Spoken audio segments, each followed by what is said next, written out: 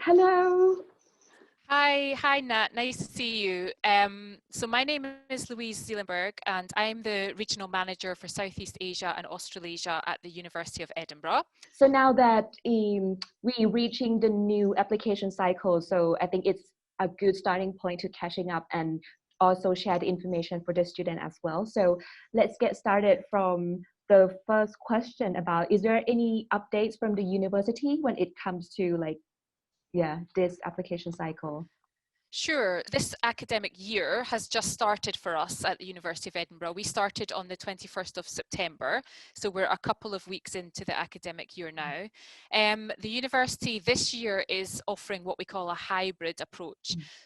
What we're doing is some of our smaller classes, so for example, our seminars or our tutorials, we're holding those classes in person, but making sure that we adhere to social distancing regulations. So there'll be fewer students in the class, the students will be about 2 meters apart from each other, etc., etc. So we're following our government guidelines.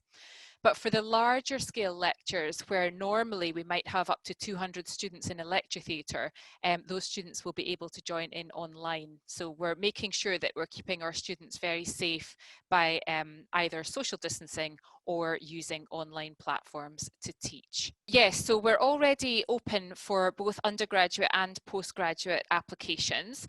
So we do recommend as well in some of our more competitive courses, so for example, courses in the business school, courses in the law school, other courses, for example, like international relations, or courses, for example, computer science or within informatics. We do recommend students apply as early as possible for those courses. They're very, very high demand courses, and we do get a large number of applications. Never leave it till the last deadline, because we've already used a lot of our spaces by that point. So we always advise just as early as students are able to, but at the same time, don't rush your application, because you need to make a really good quality application, particularly paying attention to your statement of purpose. Now that we're talking about the quality of the applicants, this is also actually the question that we've got a lot from the students too, that what are the qualities that the university are looking for when it comes to, the application? Sure. So as I've said, some of the courses at Edinburgh are really, really competitive in terms of the number of applications we receive compared to the number of spaces that we have on the course. So the first thing that we look at, obviously, is the application. So really, we are making our judgment on your potential offer based on your application.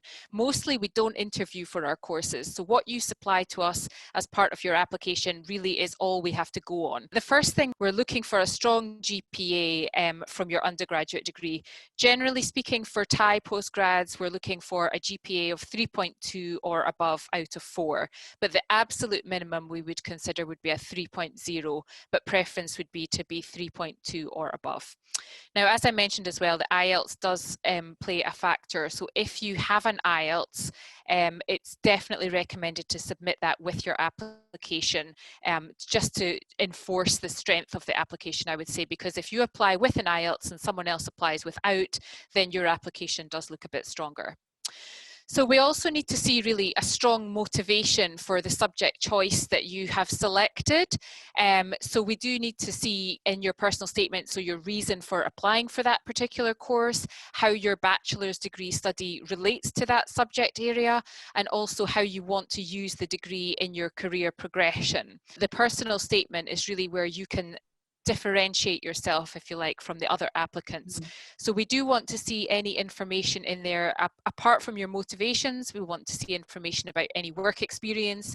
And lastly, we always say to students, what would you be able to contribute to the university? So for example, if you were to join one of the student societies, or if you were to join a sports club or something like that, is there anything like that that you might have which is extracurricular but would also be an advantage for us to know about at the university? The other thing I would say is obviously you can apply for more than one program at the university.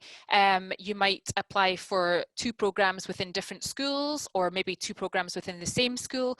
But I would say that for the personal statement, make sure that you do tailor the personal statement to the course. Do not submit the same personal statement for 2 different courses. Even if they're within the same school, each course will have a different focus. So make sure that you do tweak the personal statement to be relevant for that particular course. Yeah, that's a really good point as well, because some students, perhaps they apply to other university as well, and they recycle the same personal statement, but you need to research as well that, what's the outstanding point of the course or the university that you're applying as well. So that's exactly.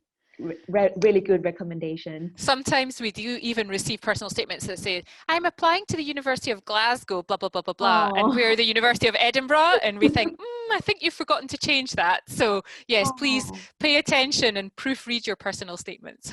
Right. So I think that's something that we want to share with the students so that they get a feeling of what's it like, for this academic years, and for those who are thinking about applying, or for those who are working on their application right now. So I guess everyone would, have some ideas and how to plan for their application. So thank you so much, Lise, for today. And for those who are actually wants to know more about the University of Edinburgh, we have information session on the 13th of October.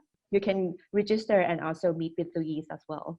Yes, I'll be there. So I'll be preparing to answer all your questions. All right. Thank you so much, Louise, for today. You're welcome. Thank you. Thank you.